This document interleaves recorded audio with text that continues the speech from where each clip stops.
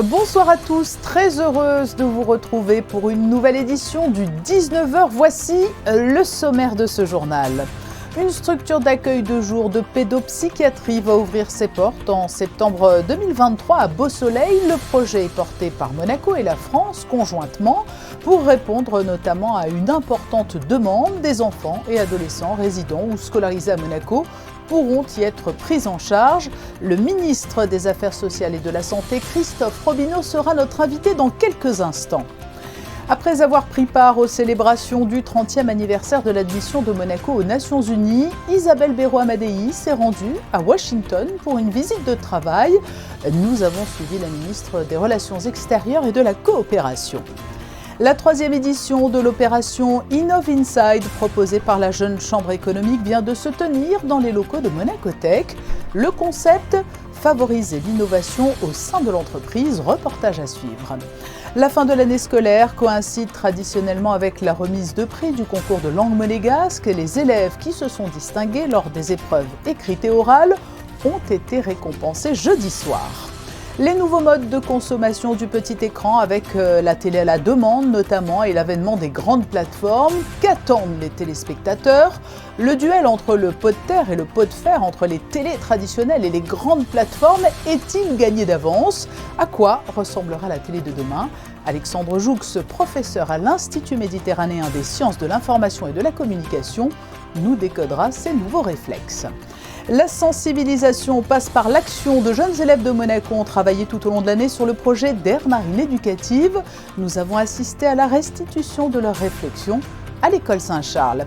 Et puis nous serons avec Zhang Jingyang, la pongiste monégasque, est à la veille de son premier match des Jeux européens à Cracovie. C'est un centre de jour pédopsychiatrique très important qui va donc ouvrir ses portes en septembre prochain. Installé à Beausoleil, il est le fruit d'un partenariat entre Monaco et la France et il va permettre la prise en charge d'enfants et d'adolescents souffrant de troubles neurodéveloppementaux ou de pathologies handicapantes ne leur permettant pas de suivre une scolarité à temps complet. Pour nous présenter les enjeux et missions de cette structure, nous sommes avec le ministre des Affaires sociales et de la Santé, Christophe Robineau. Bonsoir. Bonsoir Patricia. C'est un projet de longue date. La signature intervenue aujourd'hui est une étape importante. C'est un projet effectivement de longue date qui a connu quelques aléas du fait bien sûr de la crise Covid et puis de la nécessité de parvenir au meilleur accord possible. Mais enfin, on arrive à concrétiser ce projet par la signature que très symboliquement, le ministre de la Santé française, François Braun, vient signer à Monaco, montrant ainsi toute l'importance que tant Monaco que la France attachent à ce projet. Alors, quelle est la nature du partenariat entre la France et Monaco dans ce dossier ? Alors c'est un projet qui a pris naissance sur un constat qui était le manque de structure et notamment dans l'est du département, permettant d'accueillir des enfants et des adolescents qui présentent des troubles autistiques, des troubles du développement et de la personnalité et qui du coup sont impactés dans leur scolarité. C'est en fait un constat qui était partagé par l'ARS PACA et qui se monte en partenariat avec la Fondation Lanval et c'est, je pense, un très très beau projet, un modèle de coopération entre Monaco et la France dont on doit s'inspirer peut-être pour d'autres projets dans le même champ qui est celui de la santé et du social. Vous avez évoqué ce besoin urgent effectivement dans l'est de la région, mais ce centre plus généralement répondait à une grande nécessité et à une problématique qui est très actuelle et sociétale ?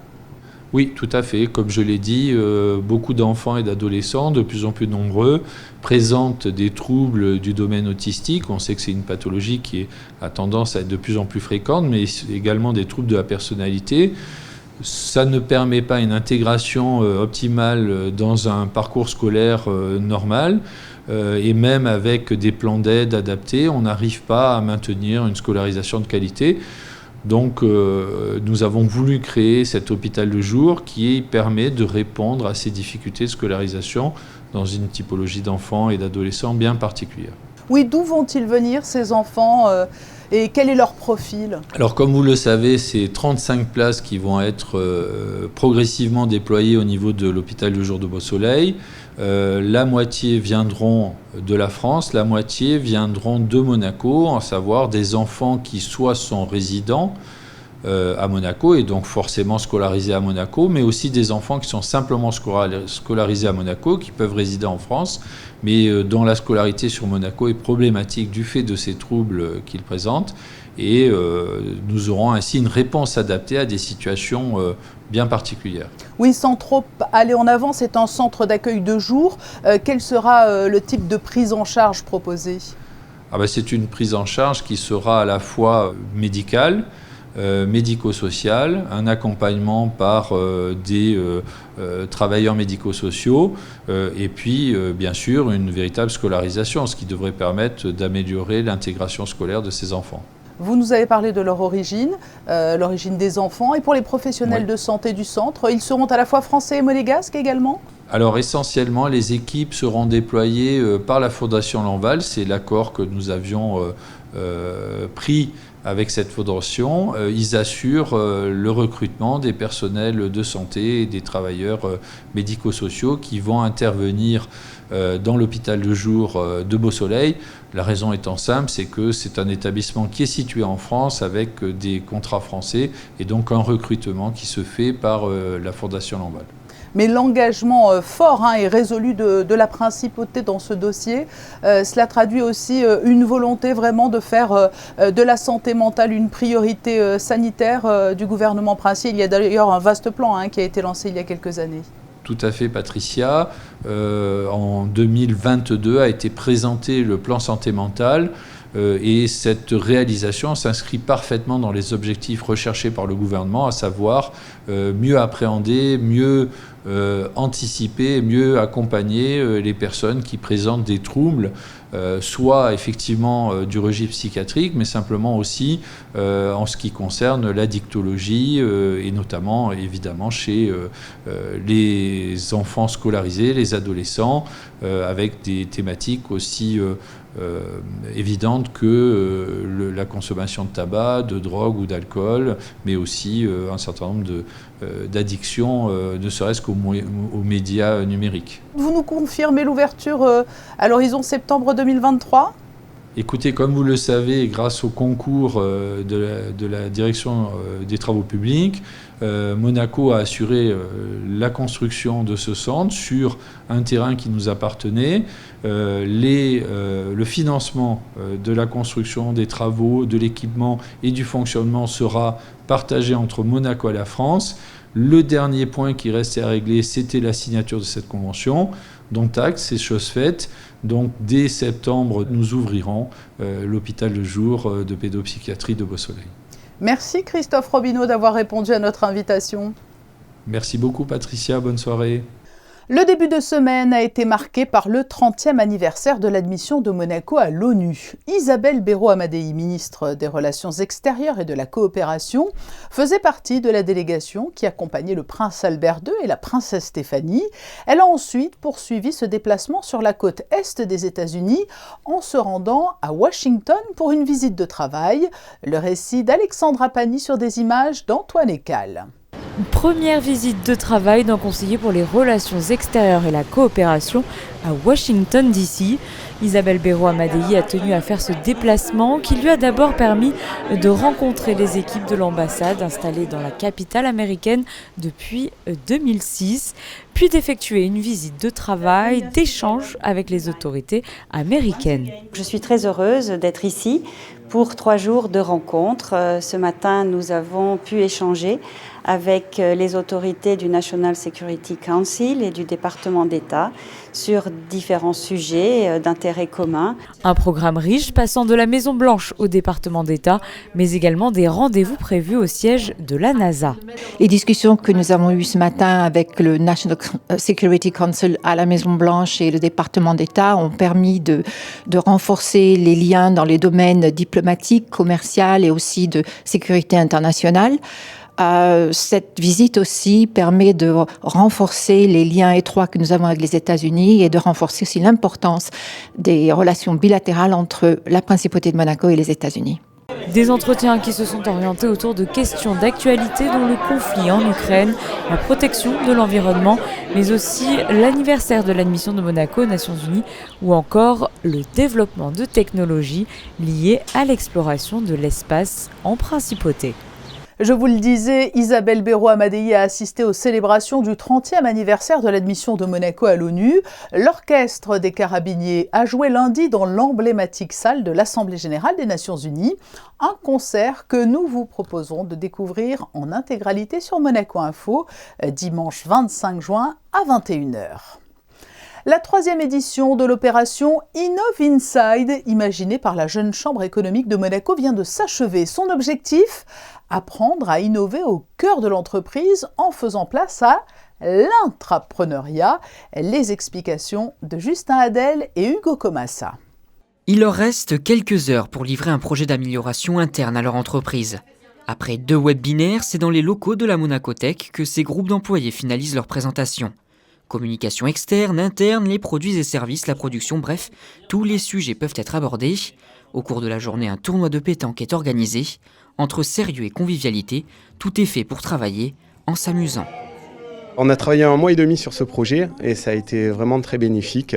On a pu travailler ensemble, proposer des idées. On se fait un petit tournoi de pétanque. L'avantage, c'est que c'est vrai que c'est sympa parce que ça nous permet de pouvoir ressouder un petit peu l'équipe. On a tout de suite été tous enthousiastes. Ça permet une meilleure cohésion d'équipe. Ça permet aussi de rigoler, de mieux se connaître parce que des fois, nous, on est une petite société donc tout le monde se connaît. Mais pour les grandes sociétés, ça permet aussi de connaître les autres salariés et de pouvoir créer des liens plus affectifs que du travail et que professionnels. C'est donc une fierté pour la Jeune Chambre économique de Monaco de voir ce projet perdurer, mais surtout servir. C'est un événement qui marche, donc Innov Inside, c'est un événement tourné autour de l'intrapreneuriat, c'est-à-dire entreprendre au sein des entreprises. C'est aussi l'idée de sortir les employés de leurs entreprises pour qu'ils soient stimulés et finalement créer une cohésion d'équipe pour qu'ils travaillent autour de ces projets innovants. Le but pour eux, c'est effectivement qu'ils repartent avec un projet, une idée, qu'ils vont ensuite implémenter. Et on a effectivement des beaux retours d'expérience sur des projets qui ont été implémentés. L'édition s'est bouclée par une présentation des travaux devant les chefs d'entreprise et une remise de diplôme aux participants. C'est une tradition de fin d'année. La mairie organise le concours de langue monégasque. Une remise de prix vient récompenser les meilleurs candidats. Elle a eu lieu hier soir en présence du prince Albert II et de sa cousine Mélanie-Antoinette de Massy. Fabien Bonilla et Thomas Deus y assistaient. La remise des prix du concours de langue monégasque a été organisée en présence du prince Albert II au cœur de la cour d'honneur de la mairie. Cette année, cette cérémonie revêt une importance toute particulière, l'année du centenaire de la naissance du prince Régnier III. Un hommage lui a été rendu. Ce concours était très important aux yeux du prince. Comme vous le savez, en 1976, le prince Régnier a rendu obligatoire la langue monégasque et l'histoire de Monaco dans les petites classes. Et donc c'est très important parce qu'aujourd'hui, qu'est-ce que l'on fait ? On célèbre notre culture, notre langue, notre histoire, parce qu'il y a l'histoire de Monaco. On célèbre également nos valeurs. Et puis l'exigence, parce que vous le verrez, le concours de langue monégasque, il y a 1866 élèves, 61 primés qui vont du CM2 jusqu'à la terminale, donc c'est vraiment en entonnoir. Donc c'est vraiment l'exigence, c'est un concours exceptionnel, justement pour que les jeunes puissent transmettre ce patrimoine. Les lauréats ont reçu chacun leur prix. Ces élèves se sont distingués lors des épreuves écrites et orales du concours organisé en mai et en juin par la mairie, le comité des traditions monégasques et la DENJS. Franchement, je suis très fière et ça me fait énormément plaisir parce que j'ai travaillé dur pour l'avoir et je suis très contente de l'avoir. C'est beaucoup d'honneur parce que c'est ma première fois que je suis récompensé. Donc non, je suis vraiment très content d'être ici et en plus de participer à la scénette. Donc non, c'est vraiment de la fierté, je pense. Ça me fait très plaisir parce que le monégasque, c'est la langue du pays et c'est une langue à faire perdurer. Et pour démontrer que ces jeunes sont concernés par ces traditions et cette langue monégasque, une scénette en Mounégou a été présentée aux officiels et aux parents. Caro Roberto, c'est nous. Merci d'être venu au Pernaduta et propre nounou. Pardon ? Non mais vous savez parler français ? Mais que voulez-vous ? Quand nous sommes une tranouille, entre nous, sur notre beau rocher, c'est la langue du cœur qui arrive la première sur nos lèvres. Et sachez que vous pourrez retrouver l'intégralité de cette remise de prix ce dimanche à 15h sur Monaco Info. On ne regarde plus la télévision comme on le faisait par le passé. Les canaux de diffusion ont changé, les programmes et contenus ont évolué, l'offre a considérablement augmenté et les interfaces aussi sont différentes. Dans cet univers en perpétuelle évolution, les chaînes de télévision traditionnelles doivent affronter de véritables mastodontes, les grandes plateformes internationales. Comment peuvent-elles tirer leur épingle du jeu? Quel avenir se dessine pour elles? Le professeur Alexandre Joux de l'Institut méditerranéen des sciences de l'information et de la communication va nous aider à décrypter ces nouveaux modes de consommation de la télévision. Bonsoir. Voilà. Il y a beaucoup de révolutions qui se jouent actuellement. Nous évoquions à l'antenne, à l'occasion de la fête de la musique, les nouveaux modes de consommation de la musique. Il y a les avancées de l'intelligence artificielle et pour les télés aussi. Aujourd'hui, les enjeux sont extrêmement nombreux.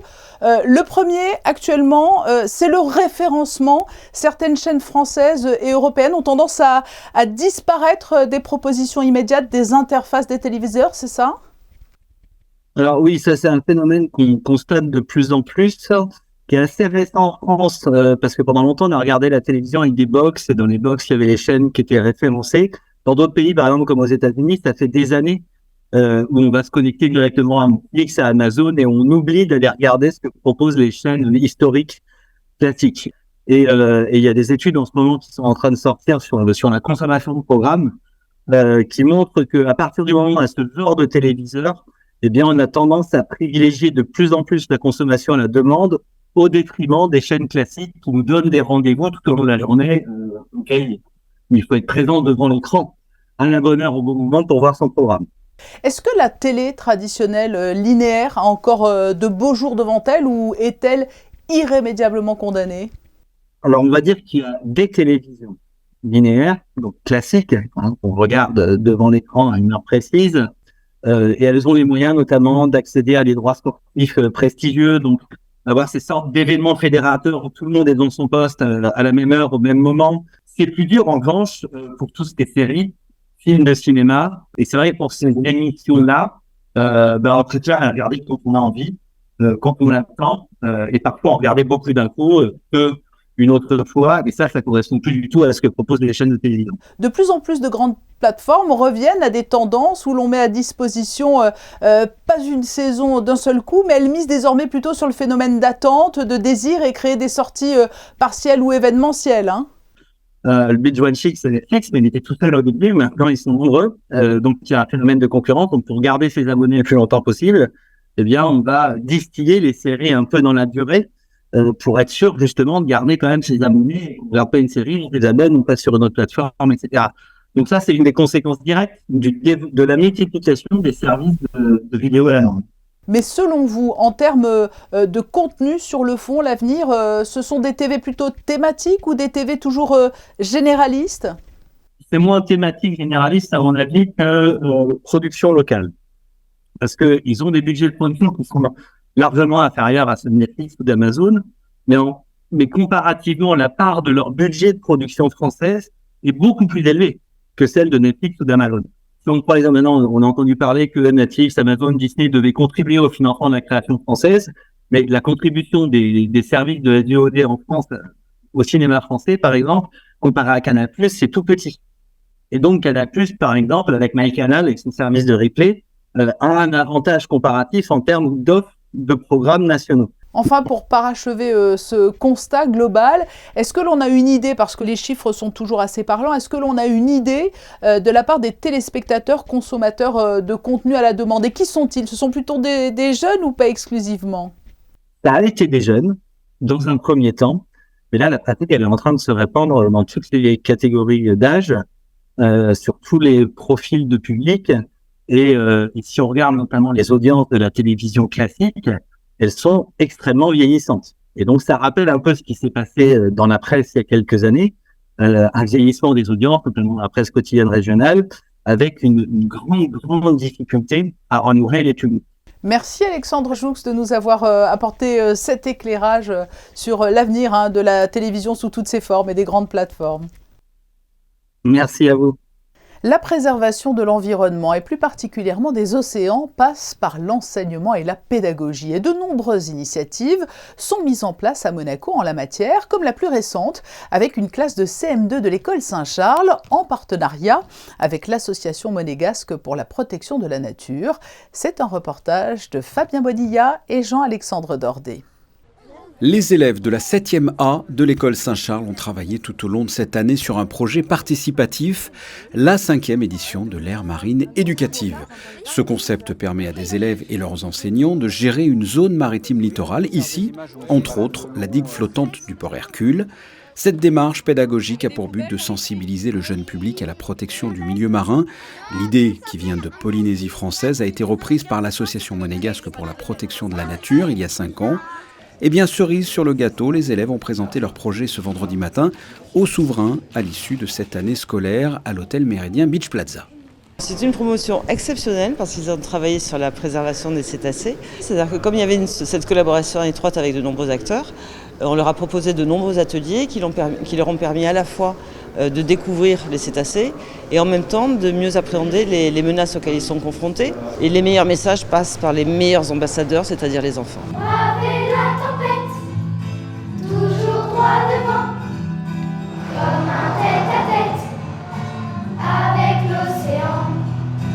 Au programme, une chanson sur le thème de la mer et la projection d'un film de 12 minutes retraçant les différentes activités de ces élèves concernant cette aire marine éducative.